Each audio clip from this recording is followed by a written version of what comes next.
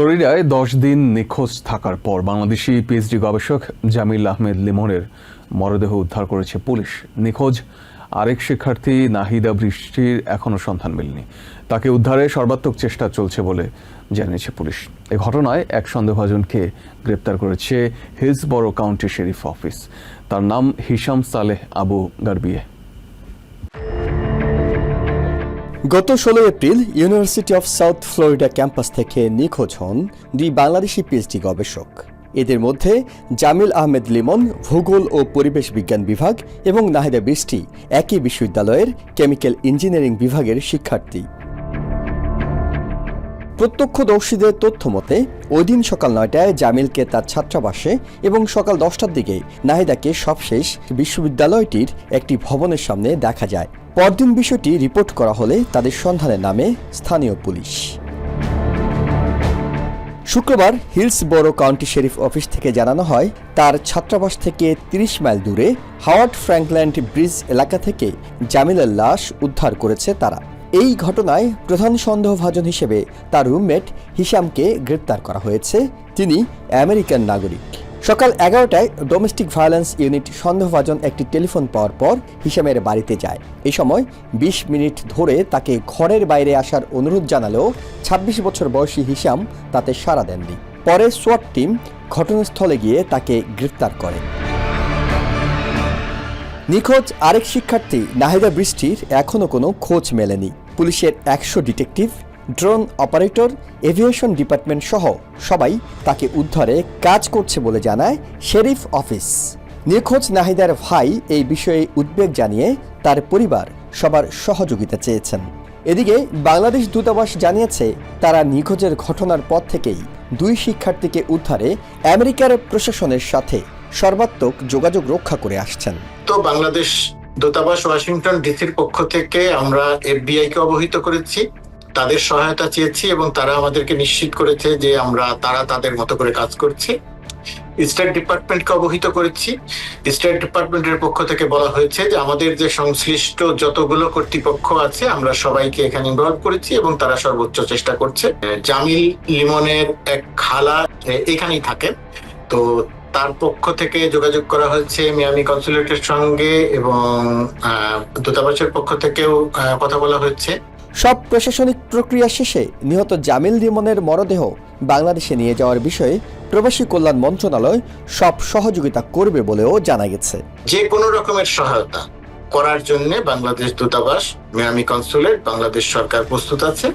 আর আমার সঙ্গে বাংলাদেশের গভীর রাতে কথা হয়েছে প্রবাসী কল্যাণ প্রতিমন্ত্রী নুরুল হক নূরের সঙ্গে। তিনি বিষয়টি জেনেছেন, তাকে বিষয়টি অবগত করেছি এবং তিনিও আশ্বাস দিয়েছেন প্রক্রিয়াগত যা আছে সেটা ফিরিয়ে নেওয়ার জন্য টাকা পয়সা থেকে শুরু করে প্রক্রিয়াগত যা আছে সবগুলো জায়গাতে নিশ্চয়ই এখানে বাংলাদেশ সরকারের পক্ষ থেকে সর্বোচ্চ বা সব রকমের সহায়তা করা হবে, দেয়া হবে। নিখোঁজ নাহিদা বৃষ্টির বিষয়ে যে কোনো তথ্য জানা থাকলে তা দ্রুত কাউন্টি শেরিফ অফিসে জানানোর অনুরোধ জানানো হয়েছে। হরমুজ প্রণালীকে কেন্দ্র করে ইউরোপের দেশগুলো নির্বোধের মতো আচরণ করছে বলে মন্তব্য করেছেন ডিফেন্স সেক্রেটারি পিট হেগসেথ। শুক্রবার পেন্টাগনে আয়োজিত সংবাদ সম্মেলনে কথা বলেন তিনি। হেগসেথ বলেন, ওয়াশিংটনের সাথে তেহরানের ভালো চুক্তিতে পৌঁছানোর সুযোগ এখনও আছে। হরমুজ সংকট সমাধানে ইউরোপের মিত্রদের সরাসরি কার্যকর পদক্ষেপ নেওয়ার আহ্বান জানান তিনি। এদিকে ইরানের ভূখণ্ডে যাতায়াত করা যে কোনো দেশের জাহাজের বিরুদ্ধে কঠোর সামরিক ব্যবস্থা নেওয়ার হুঁশিয়ারি দিয়েছেন Joint Chiefs of Staff Chair General Dan Caine. War secretary Pete Hegseth শুক্রবার হরমুজ প্রণালীতে আমেরিকার চলমান নৌ অবরোধ নিয়ে পেন্টাগনে সংবাদ সম্মেলন করেন। Joint Chief of Staff Chairman General Dan কেইনকে পাশে নিয়ে তিনি বলেন, কিছুদিনের মধ্যে এই অবরোধে যুক্ত হচ্ছে দ্বিতীয় বিমানবাহী রণতরী। ইরানের উপর আমেরিকার নৌ অবরোধ এখন বৈশ্বিক রূপ নিচ্ছে দাবি করে তিনি বলেন, অবরোধ বাড়ছে এবং বিশ্বজুড়ে ছড়িয়ে পড়ছে। In fact, a second aircraft carrier will join the blockade in just a few days, but this growing blockade is also gone global. Hegseth আরো জানান, তেহরানের সামনে এখনো ওয়াশিংটনের সাথে ভালো একটি চুক্তিতে পৌঁছানোর সুযোগ রয়েছে। In this new phase, as Iran has an important choice, a chance to make a deal, a good deal, a wise deal. Hormuz প্রণালী থেকে 34টি জাহাজ ফিরিয়ে দেওয়া হয়েছে জানিয়ে হেক্সেট দাবি করেন আমেরিকার নৌবাহিনী কোনো দ্বিধা ছাড়াই এই অবরোধ কার্যকর করছে।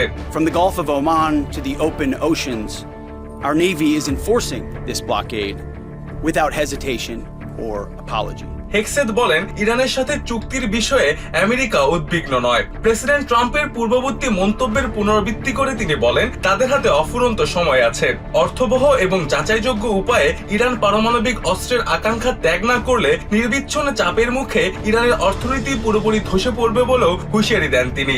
In some cases, cruise ships that came through being threatened. I know there's a lot of talks.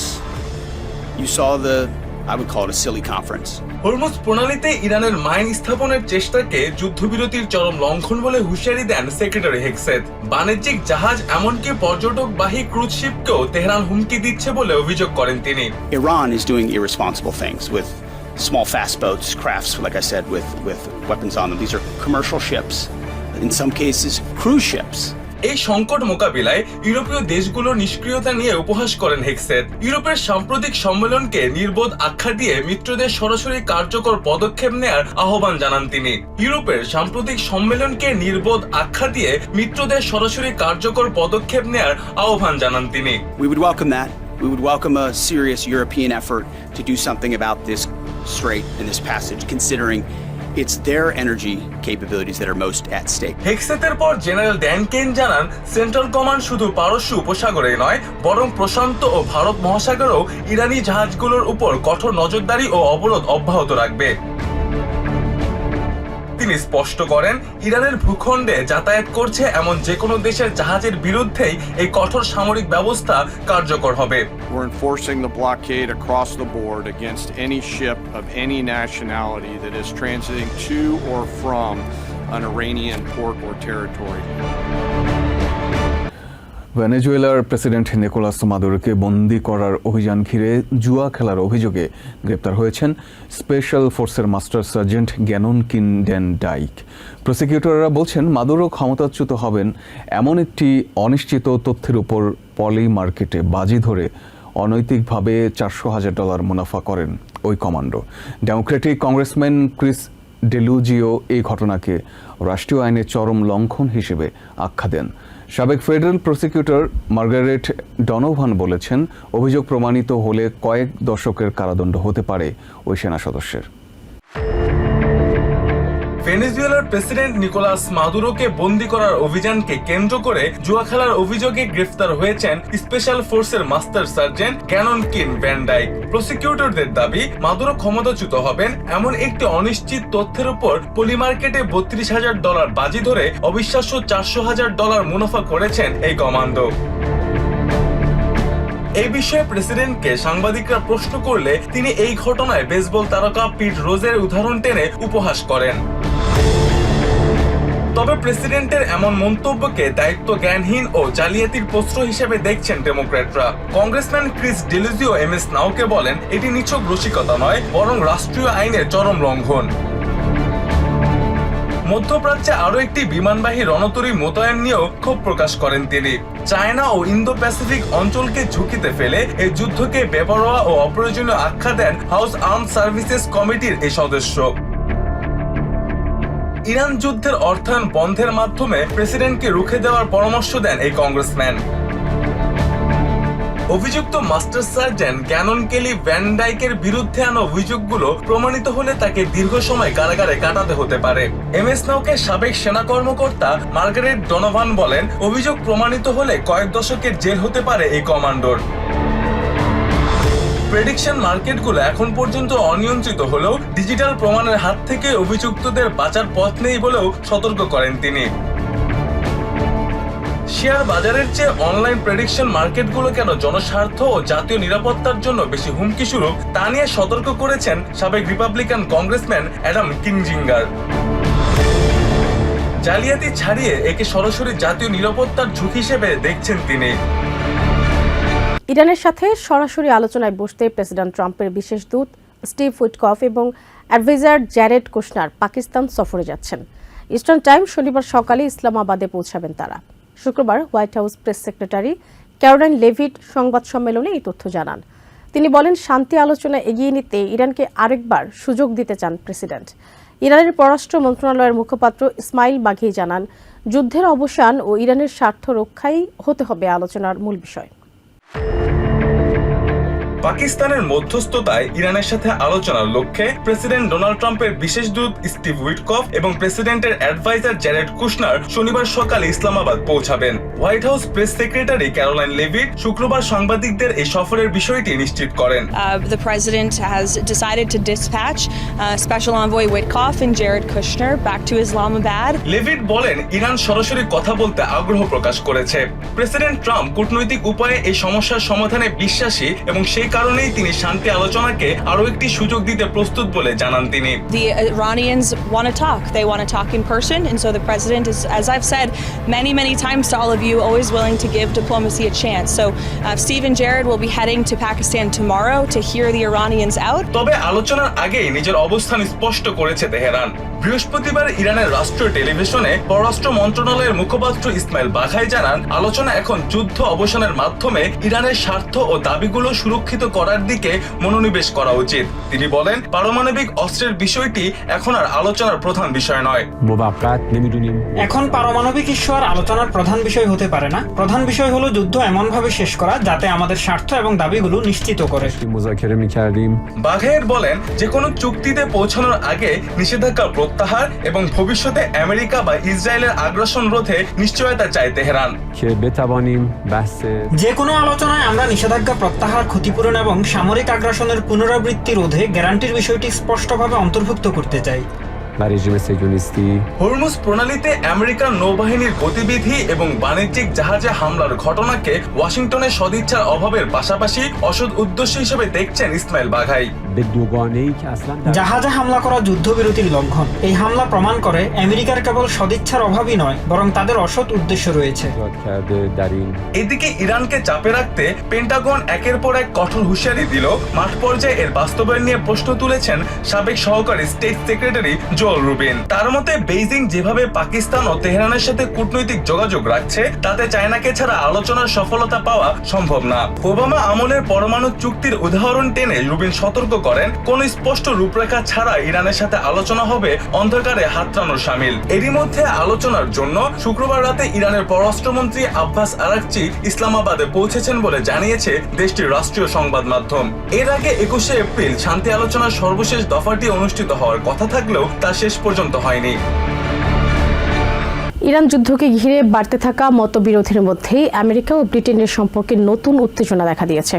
একটি ফাঁস হওয়া পেন্টাগন নথি বলছে, ইরান বিষয়ে পর্যাপ্ত সমর্থন না পাওয়ায় ফকল্যান্ড দ্বীপপুঞ্জ নিয়ে ব্রিটেনের প্রতি আমেরিকার সমর্থন প্রত্যাহারের বিষয়টি বিবেচনায় রয়েছে। এই পদক্ষেপ বাস্তবায়িত হলে তা শুধু আঞ্চলিক বিরোধেই সীমাবদ্ধ থাকবে না, বরং বৈশ্বিক কূটনীতিতেও নতুন চাপ তৈরি করতে পারে। ফকল্যান্ড দ্বীপপুঞ্জ নিয়ে বিরোধ নতুন কিছু নয়। 1982 সালে আর্জেন্টিনা এই দ্বীপপুঞ্জ দখল করে নেয়, যা ব্রিটেনের একটি ওভারসিজ টেরিটরি। এর জবাবে ব্রিটেন প্রায় 8000 মাইল দূরে সেনা পাঠিয়ে অভিযান চালায়। প্রায় 10 সপ্তাহের যুদ্ধে শেষ পর্যন্ত আর্জেন্টিনা আত্মসমর্পণ করে এবং দ্বীপপুঞ্জ পুনরুদ্ধার করে ব্রিটেন। 4 দশকেরও বেশি সময় পর আবারও এই দ্বীপপুঞ্জ আন্তর্জাতিক রাজনীতির কেন্দ্রবিন্দুতে উঠে এসেছে। একটি ফাঁস হওয়া পেন্টাগন মেমোতে বলা হয়েছে, কিছু নেটো মিত্র দেশ আমেরিকা বা ইসরায়েলকে ইরান যুদ্ধের বিষয়ে যথেষ্ট সমর্থন দেয়নি। এর ফলে তাদের ওপর চাপ প্রয়োগের বিভিন্ন কৌশল বিবেচনা করা হচ্ছে।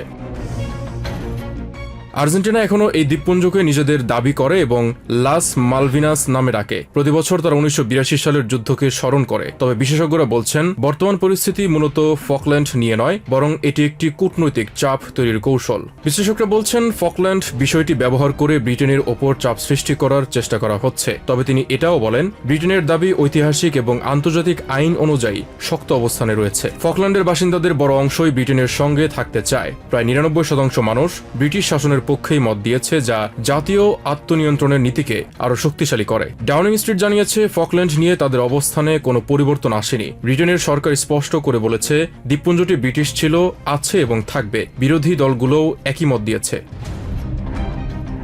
1982 সালের যুদ্ধের এক ভেটেরান সাইমন ওয়েস্টন বলেন, ফকল্যান্ডের মানুষদের রাজনৈতিক হাতিয়ার হিসেবে ব্যবহার করা ঠিক নয়। তিনি যুদ্ধের সময় গুরুতর আহত হয়েছিলেন এবং আজও সেই স্মৃতি বহন করছেন। তিনি আরও বলেন, দ্বীপপুঞ্জের মানুষ একটি শক্তিশালী অর্থনীতি ও সমাজ গড়ে তুলেছে এবং তারা তাদের অতীতের আত্মত্যাগকে সম্মান জানিয়ে এগিয়ে যাচ্ছে। তাই এই বিষয়টিকে রাজনৈতিক খেলায় পরিণত করা উচিত নয়। তবে অনেকেই মনে করেন ট্রাম্প হয়তো বাস্তবে এমন সিদ্ধান্ত নেবেন না। বর্তমানে ফকল্যান্ডের ব্রিটেনের নিয়ন্ত্রণের ওপর কোনো তাৎক্ষণিক হুমকি নেই। তবে এই ফাঁস হওয়া তথ্য একটি গুরুত্বপূর্ণ বিষয় সামনে এনেছে।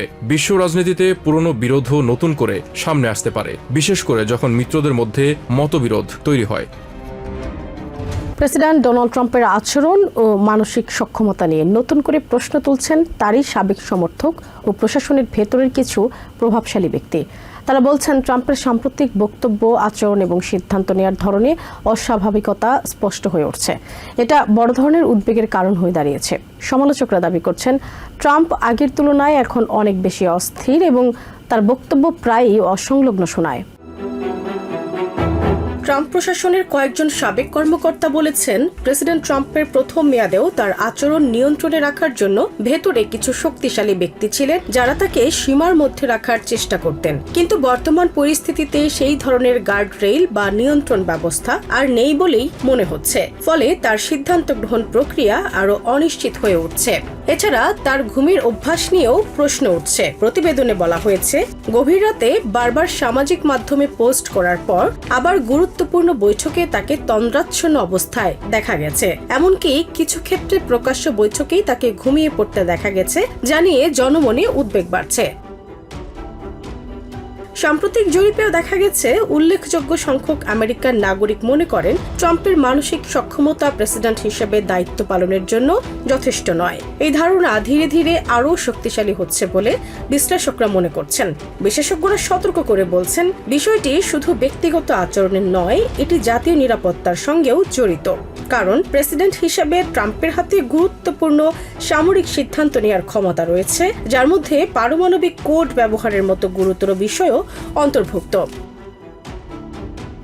সমালোচনার আরেকটি দিক হল প্রশাসনের অভ্যন্তরীণ পরিবেশ। কয়েকজন বিশ্লেষক বলেছেন, বর্তমানে ট্রাম্পকে ঘিরে থাকা অনেক কর্মকর্তা নিজেদের রাজনৈতিক ভবিষ্যৎ বা ব্যক্তিগত স্বার্থকে অগ্রাধিকার দিচ্ছেন। ফলে তারা তার আচরণ নিয়ে প্রকাশ্যে কিছু বলতে চান না। কয়েকজন সাবেক সহযোগী বলেছেন, ওয়াশিংটনে অনেকেই পরিস্থিতি সম্পর্কে অবগত থাকলেও তারা প্রকাশ্যে কথা বলতে ভয় পান, কারণ এতে তাদের অবস্থান বা সুযোগ ক্ষতিগ্রস্ত হতে পারে। এই অবস্থায় প্রশ্ন উঠছে, যদি একজন প্রেসিডেন্টের আচরণ নিয়ে এত প্রশ্ন থাকে, তাহলে তার উপর পর্যাপ্ত নিয়ন্ত্রণ ব্যবস্থা কতটা কার্যকর? নিউ ইয়র্ক থেকে সম্প্রচারিত TVN 24 টেলিভিশন বিশ্বজুড়ে বাঙালির কণ্ঠস্বর।